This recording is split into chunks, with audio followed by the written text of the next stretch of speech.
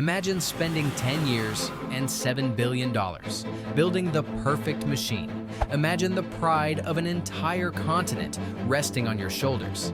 The countdown hits 0. The engines roar. Everything looks perfect. But 37 seconds later, the sky turns into a $370 million fireball. It wasn't a lightning strike. It wasn't a mechanical failure. It was a typo, a single line of code borrowed from a 10-year-old computer that was never even supposed to run. This is the story of Flight 501 and the most expensive software bug in human history. To understand why this explosion was so devastating, you have to understand what was at stake. This wasn't just a rocket. It was Europe's bid for total space dominance. For over a decade, the Ariane 4 had been the gold standard, with over 100 successful flights. But the world was changing.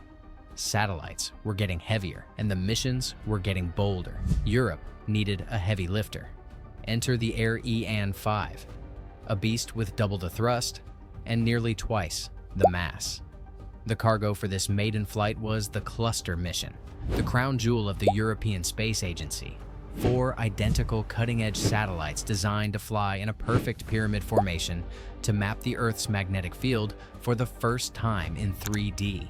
The hardware alone cost $370 million, but the scientific value, incalculable.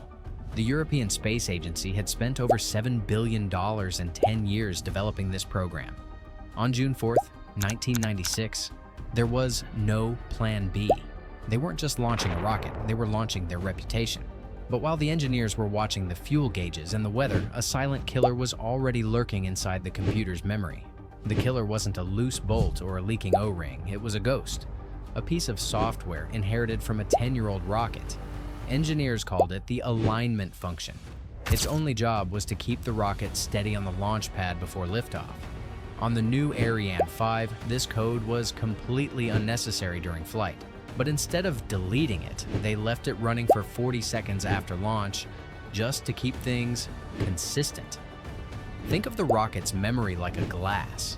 It was designed to hold a maximum value of 32,767. On the old Ariane 4, the velocity was a slow trickle. The glass never overflowed. But the Ariane 5 was a monster. It accelerated 5 times faster. At 36.7 seconds, the fire hose pumped in a value of over 38,000. That is 12 times the capacity of the glass. This is the integer overflow. When the number got too big, the computer didn't just round it off, it panicked. It followed its strict fail-safe protocol and immediately shut itself down. And because the backup computer was a perfect clone running the exact same code, it died just 0.05 seconds later. The most frustrating part? The engineers knew this could happen. They had protected 7 variables in the code, but they intentionally left 3, including the fatal horizontal bias, completely unprotected. Why? To save 20% of the computer's processing power.